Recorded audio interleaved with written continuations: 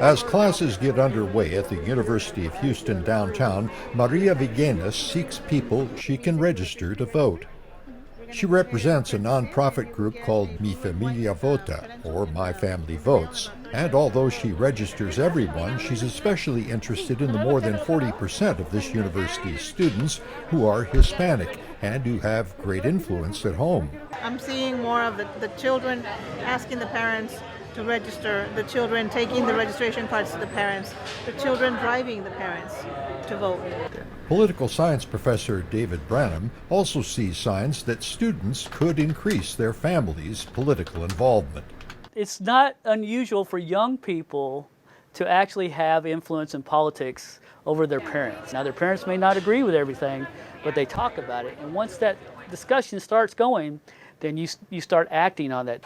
Texas Democrats base much of their strategy on support from Hispanics and younger voters, and many people in both groups have been upset by Trump's rhetoric. I do not agree with what Donald Trump is doing and saying, so I don't want him to be president. He's already shown how he is, and it's talking bad about Mexicans and women and other people. If Trump has to invest time and resources in heavily Republican Texas, it will diminish his efforts in more evenly divided states. If Texas is in play, it's really bad news for Donald Trump. Another problem for Trump is that a majority of Texas Republicans voted for home Senator and diehard conservative Ted Cruz, who has refused to support Trump.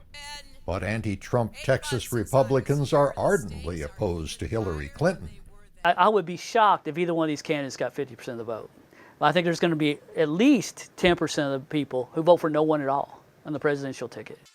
If it's a close race in Texas, much will depend on how many Republicans stick with Trump and how successful Democrats are at motivating Hispanics and young voters to improve their traditionally low voter turnout rates. Another wrinkle is that the percentage of Hispanics who vote Republican in Texas is higher than it is in other states, and Trump's tough proposals on immigration may not trouble them as much as economic problems and unemployment.